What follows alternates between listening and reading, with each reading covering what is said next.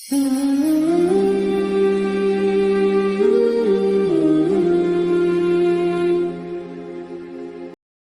یونس علی نبینا علیہ الصلاۃ والسلام کی قوم کا ذکر آ رہا ہے۔ دیکھیں، اللہ تعالیٰ کی یہ سنت ہے کہ اللہ تعالیٰ جب بھی کسی قوم میں کسی رسول کو مبعوث کرتا ہے تو وہ وہاں جا کر دھمکی لگاتے ہیں کہ ہم پر ایمان لے آؤ، نہیں تو بڑے دن کا عذاب تمہیں آ پکڑے گا۔ اور وہ بڑا دن ان قوموں کے لیے ایام اللہ بن جاتا ہے، جس طرح کہ حضرت موسیٰ علیہ السلام کے مخالفین کے لیے، فرعونیوں کے لیے بخاری مسلم میں آیا کہ 10 محرم کا دن ایام اللہ بن گیا کہ اس دن فرعونی ڈبو دیے گئے۔ اسی طریقے سے قوم نوح جس دن ڈبوئی گئی وہ ان کے لیے ایام اللہ میں سے ایک یوم تھا، اللہ کے بڑے بڑے فیصلوں کے دنوں میں سے ایک دن۔ تو رسول ہمیشہ یہ دعوت دیتے ہیں کہ ہم پر ایمان لاؤ، اور اگر ایمان نہیں لاؤ گے تو بڑے دن کا عذاب تمہیں آ پکڑے گا، اور الٹیمیٹلی عذاب آتا ہے، اور اللہ تبارک و تعالیٰ اہل ایمان کو انبیاء کے ساتھ بچا لیتا ہے اور مخالفین کو تباہ و برباد کر دیتا ہے، کبھی سمندری طوفان کی شکل میں، کبھی آسمان سے پتھروں کی بارش کی شکل میں، کبھی تیز آندھیوں کے عذاب کی شکل میں، کبھی زمین میں دھسائے جانے کی شکل میں، مختلف شکلوں میں اللہ تعالیٰ کے عذابات آتے ہیں۔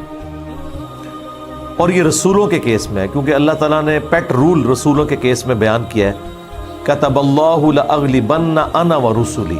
اللہ تعالیٰ نے اپنی ڈیسٹنی میں، تقدیر میں یہ بات لکھ دی ہے کہ بے شک میرے رسول اور میں ہی غالب رہوں گا۔ تو ظاہر ہے کہ رسولوں کا غلبہ اسی صورت میں ہوگا کہ جب رسول دھمکی لگانے کے بعد خود قتل نہ ہو جائے، بلکہ ان کے مخالفین تباہ ہو جائیں اور رسولوں کو اور اہل ایمان کو اللہ تعالیٰ بچا لے۔ ایک ایکسیپشنل کیس سیدنا عیسیٰ علیہ السلام کا ہوا ہے کہ اس وقت تو ان کے مخالفین تباہ و برباد نہیں ہوئے، حضرت عیسیٰ علیہ السلام کو اللہ تعالیٰ نے زندہ آسمانوں پہ اٹھا لیا۔ یہ ایک یونیک ایکسیپشنل کیس ہے، لیکن اس کے بعد سے اب تک یہودی اللہ تعالیٰ کے زیر عتاب ہیں اس حوالے سے کہ انہوں نے اپنی روش درست نہیں کی، اور پھر آخری عذاب کا کوڑا حضرت عیسیٰ علیہ السلام کے ذریعے ہی پڑے گا ان یہودیوں پر، اور وہ جب دنیا میں آئیں گے تو پھر یہودیوں کے خلاف قتال کریں گے۔ دنیا میں ان کا دوبارہ آنے کا مقصد ایک اعتبار سے اس حساب سے بھی بن جاتا ہے کہ انہوں نے اپنی مبارک زندگی میں اپنے مخالفین کے اوپر عذاب نہیں دیکھا تھا، وہ اب جب دوبارہ دنیا میں آئیں گے نا تو وہ عذاب اللہ تعالیٰ ان کے ذریعے ان کے مخالفین پر نازل فرمائے گا۔ یہ بھی ایک حکمت ہے حضرت عیسیٰ علیہ السلام کی دوبارہ دنیا میں آنے کی، اگرچہ یہ ان کی اولادیں ہیں لیکن روش تو انہوں نے نہیں چھوڑی۔ ایک اور ایکسیپشن ہے وہ یونس علیہ السلام کی ہے۔ ان کے کیس میں تو اللہ تعالیٰ نے بالکل ڈیفرنٹ ایک فیصلہ فرمایا کہ یونس علیہ السلام کی قوم نے جب عذاب کے آثار دیکھے تو انہوں نے توبہ کی، اور اللہ تعالیٰ نے ان سب کا ایمان قبول کر لیا، اور وہ قرآن میں آتا ہے کہ 1,00,000 سے بھی زیادہ لوگ تھے جو سارے کے سارے ایک دن میں مسلمان ہو گئے۔ یعنی یونس علیہ السلام کی سال ہر سال کی تبلیغ نے کوئی اثر نہیں دکھایا، جب عذاب کے آثار نظر آئے تو انہوں نے ایمان قبول کر لیا۔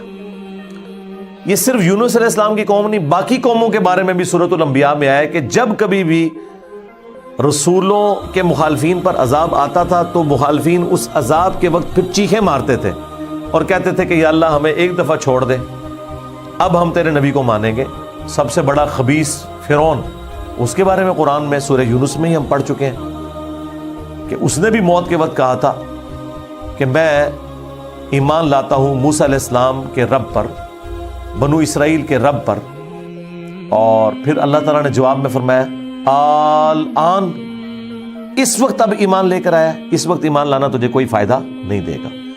جو جامع ترمذی میں بھی حدیث ہے کہ موت کے غرغرے سے پہلے پہلے توبہ قبول ہے۔ یہ جو موت کا غرغرہ ہے نا، یہ امتوں کے کیسز میں عذاب کے آثار کا سامنے نظر آنا ہے۔ وہ پوری قوم کے لیے موت کے غرغرے کا وقت ہے، اگرچہ وہ ان پہ نظر نہیں آئی ہے، لیکن وہ اللہ کا فیصلہ ہو چکا ہے، وہ اب انہوں نے کنفرم مرنا ہی مرنا ہے۔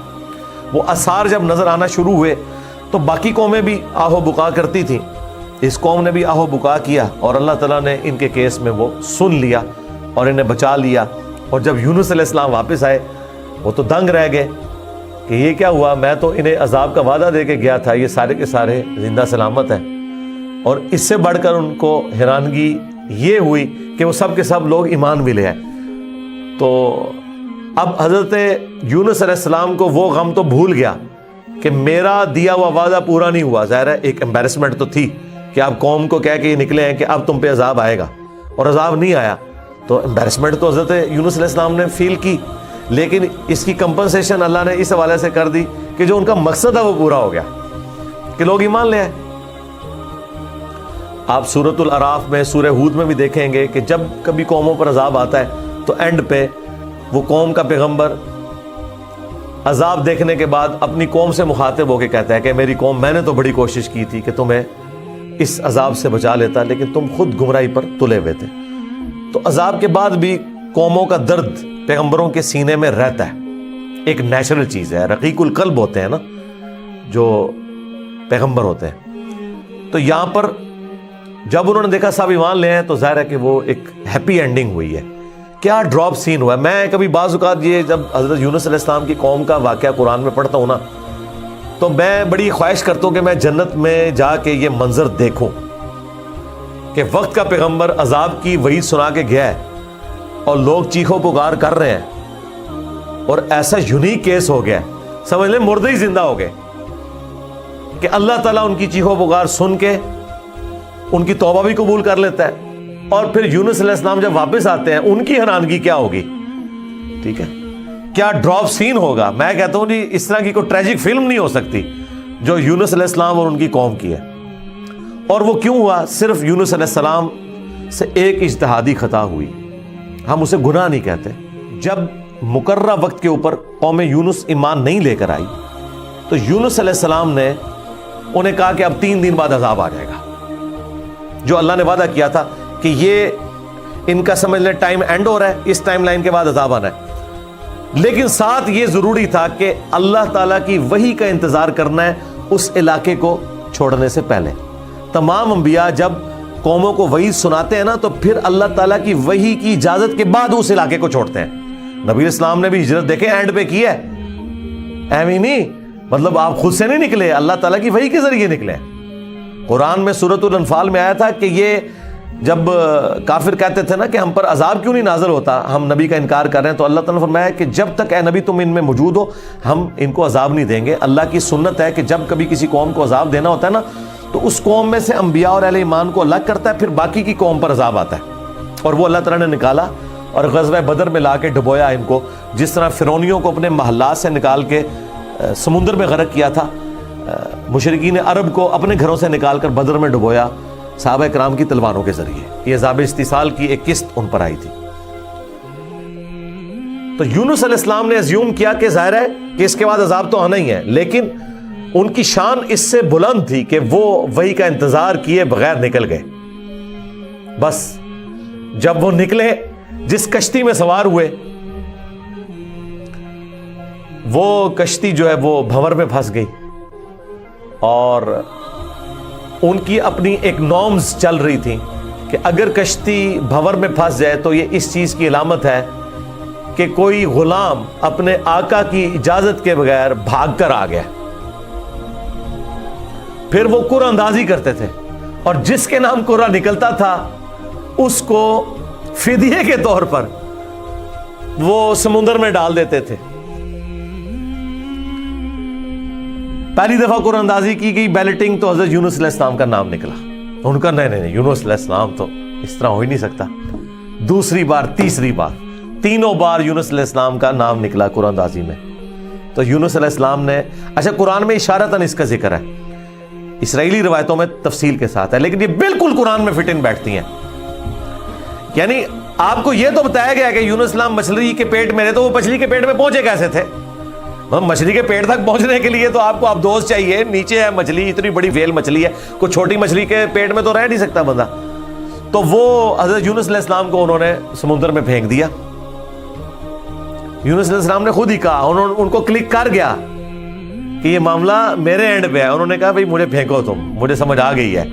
ظاہر فوراً کلک کر گیا کہ یہ معاملہ خراب میرے سے ہی ہو گیا.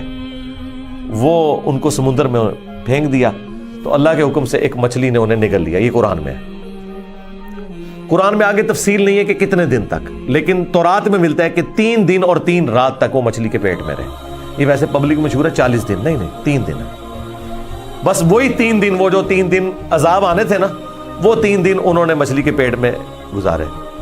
اور وہ 3 دن ان کی قوم نے زندگی موت کی کشمکش میں گزارے ہیں کہ ابھی عذاب آیا کہ آیا. ٹھیک ہے, توبہ ہے نہیں ہوئی کہ آئی ایم سوری تے توبہ قبول ہو گئی ہے نا. 3 دن انہوں نے پی کٹی ہے بھائی جی. یہاں تو لوگ 1 دن جیل نہیں کاٹ سکتے, 3 دن تک انہوں نے وہ تکلیف کاٹی ہے, پھر اللہ تعالیٰ نے ان کی توبہ قبول کی ہے. اور یہاں پہ حضرت یونس علیہ السلام 3 دن تک مچھلی کے پیٹ میں اندھیرے میں, اور دیکھیں اللہ نے ان کو ایسے کلمات سکھا دیے, مختصر تھے, پرفیکٹ تھے, بہترین توبہ. لا الہ الا انت سبحانک. سورۃ الانبیاء میں یہ دعا آئی ہے, اے اللہ تیرے سوا کوئی معبود نہیں, اور تو پاک ہے نا, پاک تو غلطی نہیں کر سکتا. انی کنت من الظالمین, بے شک میں ہی ظالم ہوں, میں انسان ہوں, انسان سے غلطی تو ہوگی. تو یہ دعا اتنی اللہ کو پسند آئی کہ سورہ الصافات میں ہے کہ یونس اگر مچھلی کے پیٹ میں ہمیں ان الفاظ کے ساتھ یاد نہ کرتے تو پھر مچھلی کے پیٹ سے اسی دن نکالے جاتے جس دن مردے اپنی قبروں سے نکالے جائیں گے. قیامت کے دن تک مچھلی کے پیٹ میں رہتے, یعنی مچھلی کا پیٹ ان کی قبر بن جاتی. اتنا غصہ ایک جملے نے ٹھنڈا کر دیا. اور ساتھ اللہ نے فرمایا کذالک ننجی المؤمنین, ہم اہل ایمان کو اسی طریقے سے نجات دیں گے. یعنی جو بھی یونس والے طریقے سے ہماری طرف متوجہ ہوا اسے بھی ہم نجات دیں گے. یہ دعا ہمیں اتنی پسند ہے کہ جو ان الفاظ کے ساتھ ہم سے معافی مانگے گا ہم اسے بھی نجات دیں گے. جامعہ ترمذی میں حدیث ہے, جو یونس علیہ السلام کی دعا کے ذریعے اللہ کی طرف متوجہ ہوا اللہ تعالیٰ کبھی اسے محروم نہیں لوٹائے گا. لا الہ الا انت سبحانک انی کنت من الظالمین. اور جمع کے صیغے سے پڑھیں گے تو لا الہ الا انت سبحانک انا کننا من الظالمین. وہاں تھا انی کنت من الظالمین, یہ ہے انا کننا من الظالمین. دونوں طریقے سے آپ دعا مانگ سکتے ہیں, بہترین دعا ہے. یہ اسم اعظم ہے دعاؤں کی قبولیت کے لیے. قرآن میں بھی آیا کذالک ننجی المؤمنین, اور جامعہ ترمذی میں بھی آیا کہ جو اس دعا کے ذریعے اللہ کی طرف متوجہ ہوگا اللہ تعالیٰ اسے محروم نہیں لوٹائے گا. لہذا جو جامعہ ترمذی میں حدیث ہے نا کہ اللہ کی حمد اور دروشی پڑھ کے دعا کرو تو قبول ہوتی ہے, تو وہ اللہ کی حمد میں نا آپ اس کو شامل کریں. لا الہ الا انت سبحانک انی کنت من الظالمین, یہ اللہ کی بیسٹ حمد بھی ہے اور بیسٹ استغفار بھی ہے, اور ایسا استغفار ہے کہ اللہ کی رحمت کو ٹریگر کرنے والا ہے. دیکھیں آپ نے اللہ تعالیٰ کی کس چیز کو ہائی لائٹ کیا ہے کہ یا اللہ تو پاک ہے, تو غلطی کر نہیں سکتا, اس کی عظمت مان لی. اور پھر ساتھ ہی کہا کہ مجھے تو نے بنایا ہی ایسا ہے کہ میں غلطی کروں گا, تو دیکھ میں کمزور ہوں, میں مان رہا ہوں میں غلطی کروں گا, تو کر بیٹھا ہوں تو معاف کر دینا. اس سے بیسٹ انداز نہیں ہو سکتا اپنی غلطیوں پر معافی مانگنے کا. تو یہ حرز جام بنائیں, لا الہ الا انت سبحانک انی کنت من الظالمین. یقین کریں یہ دعا آپ کے سامنے یونس علیہ السلام ہو, مچھلی کا پیٹ, گپ اندھیرا, 3 دن 3 رات, دنیا میں کوئی آ کے آپ کو ریسکیو نہیں کر سکتا, اور موت سامنے نظر آ رہی ہے. حضرت یونس علیہ السلام اسی طریقے سے بچے ہیں جیسے مردہ کو زندہ ہو جائے. اور یہاں لوگ کہتے ہیں بڑا گرم ذکر ہے جی, خوشبو لا کے کرنا چاہیے اور صاف ستھری جگہ. بھائی جس نے یہ کیا تھا اس سے زیادہ تعفن والی جگہ کوئی نہیں تھی, مچھلی کا پیٹ. یہ تو چلتے پھرتے, نہ اس کے لیے وضو ہونا شرط ہے, نہ اس کے لیے غسل ہونا شرط ہے, اس کے لیے صرف ایک نیک نیتی کے ساتھ اللہ کی طرف متوجہ ہونا شرط ہے کہ آپ مان لیں کہ آپ کمزور ہیں, طاقتور وہ ہے. آپ غلطی کریں گے وہ غلطی نہیں کرتا, آپ معافی مانگیں گے وہ معافی دینے والا ہے. اللہ بھی التواب ہے اور بندے بھی توبہ کرنے والے ہیں. اللہ کی توبہ یہ ہے کہ جب آپ اللہ کی طرف رجوع کرتے ہیں, توبہ کا مطلب ہوتا ہے رجوع لانا, تو اللہ آپ کی طرف رجوع لے آتا ہے.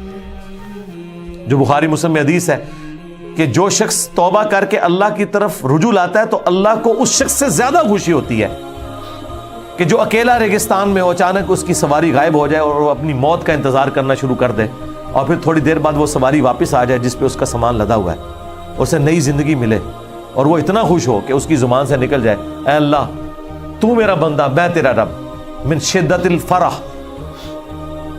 خوشی کی شدت کی وجہ سے، حالانکہ اس نے یہ کہنا تھا کہ اے اللہ میں تیرا بندہ تو میرا رب۔ اس سے زیادہ اللہ تعالیٰ کو خوشی ہوتی ہے جو بندہ رجوع لے آتا ہے۔ تو یونس علیہ السلام کی دعاؤں کو آپ اپنے استغفار میں، اپنی صبح و شام کے اذکار میں، ہر جگہ اپنے تشہد کے اندر اس دعا کو پڑھا کریں۔ یہ بڑے بڑے مشکلوں کو آسان کر دیتی ہے۔ یار آپ دیکھیں ایک بندے کو اپنی موت سامنے نظر آ رہی ہے اور اس موت میں سے اسے زندگی مل جائے، بس جب آپ نا امیدی کے اینڈ پر پہنچے ہوں اور آپ کو کوئی امید نظر نہ آئے تو آپ یہ پڑھیں لا الہ الا انت سبحانک انی کنت من الظالمین۔ انشاءاللہ تعالی اللہ تعالیٰ اس مشکل میں بھی کوئی نہ کوئی ایسی راہ نکال دے گا جو آپ نے گمان بھی نہیں کبھی کی ہوگی۔ بہرحال وہ 3 دن اور 3 رات کے بعد یونس علیہ السلام کو مچھلی نے ساحل پر ڈال دیا۔ اب ان کا جسم کافی ڈیمیج ہو چکا ہوا تھا۔ قرآن میں آیا کہ ان کے لیے اللہ تعالیٰ نے کدو کی بیل اگا دی جو ان کے اوپر سایہ کی ہوئی تھی، کیونکہ بالکل لاغر ہوئے ہوئے تھے وہ، اور پھر دھوپ سے بچاؤ کے لیے وہ بیل بھی ان کو چاہیے تھی۔ پھر سسٹین ہوئے، جب واپس اپنی قوم میں آئے تو دیکھا کہ جناب سارے رفع دین نمازاں پڑھ رہے تھے۔ انہوں نے کہا پوری زندگی بخاری مسلم دی حدیثاں دکھائیاں، انہیں رفع دین نہیں شروع کیتا، اچانک کیا ہو گیا ہے؟ یعنی وہ سارے کے سارے مان لیں۔ یہ میں آج کے دور میں ٹرانسلیٹ کر رہا ہوں، پھر کہنے کے کتنے لکھے ہیں سرکار؟ دیکھیں اللہ تعالیٰ ہر دور میں اپنے بندے بھیجتا ہے جو اس دور کی لینگویج میں ان کو وہ بات سمجھاتے ہیں۔ تو انہوں نے دیکھا بھی انقلاب یہ کہاں سے آ گیا، سارے اونچی آمین کہہ رہے ہیں، سارے رفع الدین سے نماز پڑھ رہے ہیں، سارے نے جڑے اپنی شلواراں جھونگ لیاں نے، کیا ہو گیا ہے؟ تو پتہ چلا کہ جناب اللہ تعالیٰ نے معاف کر دیا ان کو۔ اور یہ ایک ایسا ایکسیپشنل واقعہ ہے جو اللہ تعالیٰ کی پوری بنائے ہوئے پلان کے اندر، پوری ڈیسٹنی میں، پوری انسانی تاریخ میں اور کسی کے لیے نہیں ہوا۔ اس خاص واقعے کی وجہ سے ہی اس سورت کا نام سورہ یونس ہے۔ اگرچہ یونس علیہ السلام کا ذکر آپ نے دیکھ لیا، بس یہ اتنا صحیح آ رہا ہے، یہ باقی پورے واقعات قرآن میں سکیٹرڈ فارم میں ہے۔ سورہ ہود سے میں نے بیان کیا، سورۃ الاعراف، باقی صورتوں سے جوڑ کے آپ کو ایک جگہ پوری پکچر بتائی ہے۔ حالانکہ عام بندے سے پوچھے نا کہ سورہ یونس میں کیا ہوگا تو وہ یہ بتائیں گے آپ کو کہ سورہ یونس میں یہ لکھا ہوا ہوگا کہ حضرت یونس علیہ السلام کتنے خوبصورت تھے، ان کی زلفوں کا رنگ کیا تھا، ان کے ماں باپ کہاں رہتے تھے، وہ کہاں پیدا ہوئے، کہاں فوت ہوئے۔ عام آدمی تو یہ سمجھ رہا ہوگا، حالانکہ سورہ یونس کا جو مرکزی ٹاپک ہے نا وہ توحید ہے، ٹوٹل توحید۔ اور اس میں حضرت یونس علیہ السلام بھی فٹ ان بیٹھ رہے ہیں۔ کیوں؟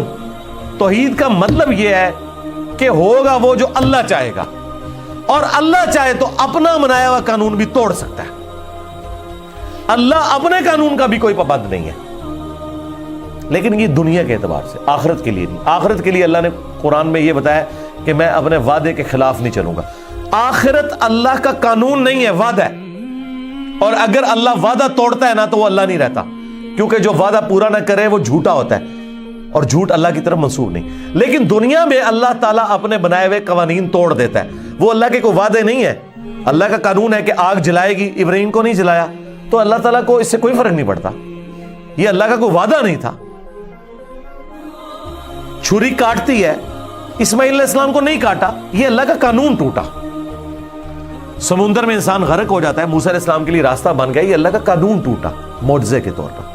آخرت میں کوئی قانون نہیں ٹوٹے گا۔ جو مواہد دنیا سے گیا، اللہ کا تابع فرمان، پیغمبروں کا مطیع، پھر اس پہ تقدیر غالب نہیں آئے گی کہ نہیں جی اے تیری میں ایک گل سنبھال کے رکھی ہے دادا، تو زیرو نال ملٹیپلائی ہو گیا، نہیں، وہاں بھائی نیکیاں تولی جائیں گی۔ چاہے گناہوں کے پلڑے میں بڑے سے بڑا گناہ بھی آ گیا شرک کے سوا، اور نیکیاں بھاری ہو گئی، تو اللہ تعالیٰ کسی کو یہ کہے گا کہ بھی نہیں کہ بالکل دوتے اے زیرو زیرو ہی بچے ہیں، نہیں، بس یہ میرا وعدہ ہے کہ میں بچا لوں گا۔ بلکہ اللہ کی تو رحمت اس سے بھی زیادہ ہے، وہ تو اپنے پیغمبر کی شفاعت سے جن کے نیکیوں کے پلڑے ہلکے بھی ہو جائیں گے ان کی بھی کمپنسیشن فرما دے گا، اگر وہ شرک نہ کرتے ہوئے، انشاءاللہ تعالی۔ ہمیں تو اللہ تعالیٰ بغیر حساب و کتاب کی جنت میں داخلہ عطا فرمائے، آمین۔ مع النبیین والصدیقین والشہداء والصالحین، آمین۔ بہرحال یونس علیہ السلام جب واپس آئے انہوں نے یہ ساری بہاریں دیکھی تو ظاہر ہے کہ خوشی خوشی انہوں نے اس کو ایکسیپٹ کیا اور اللہ تعالیٰ نے پھر اس کو قیامت تک کے لیے قرآن میں نقل کر دیا. اب یہ وہ الفاظ، اب یہ پورے واقعات آپ کے سامنے ہو تو اب آپ اس کا ٹیسٹ فیل کریں. اعوذ باللہ من الشیطان الرجیم، بسم اللہ الرحمن الرحیم. فلولا كانت قرية آمنت فنفعها ایمانها، پس کیوں ایسا نہ ہوا کہ کوئی بستی ایمان لائی ہو تو اس کو ایمان لانا نفع دے دیتا. یہ کبھی ہوا ہی نہیں ایسا.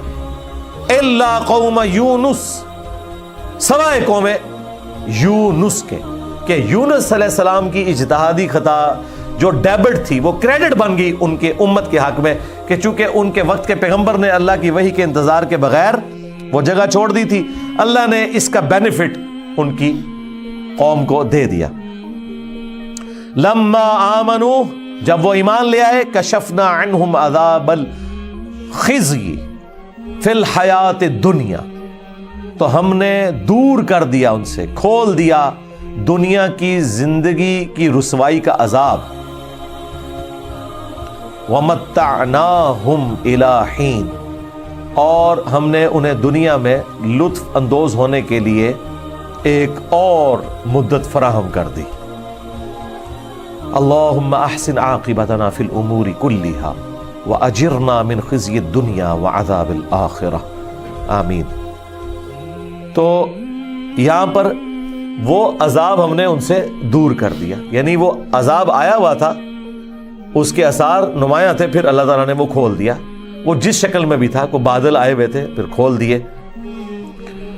وَلَوْ شَاءَ رَبُّكَ لَآمَنَ مَنْ فِي الْأَرْضِ كُلُّهُمْ جَمِيعًا، اور اگر تمہارا رب چاہتا تو جتنے لوگ زمین میں آباد ہیں سب کے سب ہی مومن ہو جاتے ہیں. اس کا کیا مطلب ہے کہ اگر اللہ تعالیٰ زبردستی ہدایت دینا چاہتا، اس کا یہ مطلب نہیں ہے کہ اللہ تعالیٰ یہ چاہتا ہے کہ لوگ جہنم میں جائیں. یہ رسول اللہ کو سنگولر کے سیغے سے تسلی دی جا رہی ہے کہ اگر اللہ تعالیٰ نے زبردستی ایمان دینا ہوتا نا تو دے دیتا سب کو، لیکن اللہ تعالیٰ یہ چاہتا ہے کہ لوگ خود سے اپنی چوائس سے مجھے چوز کریں.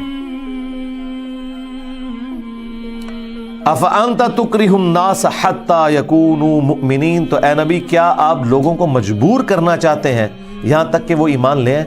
یعنی آپ نے زبردستی نہیں کرنا. حضور ٹینشن ہی بڑی لیتے تھے کہ میں دعوت دے رہا ہوں لوگ قبول نہیں کر رہے، تو حضور کو کہا کہ آپ نے ٹینشن نہیں لینی، جنہوں نے جہنم میں جانا ہے جائیں. سورۃ البقرہ میں آیا کہ ہم آپ سے نہیں پوچھیں گے لوگ جہنم میں کیوں پہنچ گئے.